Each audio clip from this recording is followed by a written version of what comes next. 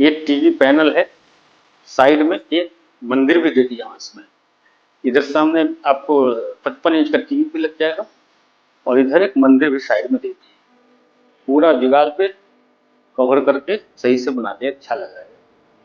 ये देखिए, ये दराज दे दिया उधर, इधर भी है, ये पल्ला हो गया। इसमें स्विच बोर्ड है इसका, इधर भी दराज, इधर भी दराज।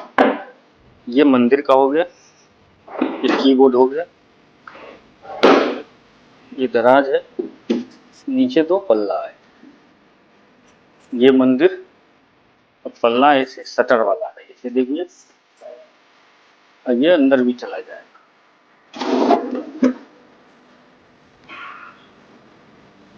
बंद भी हो जाएगा।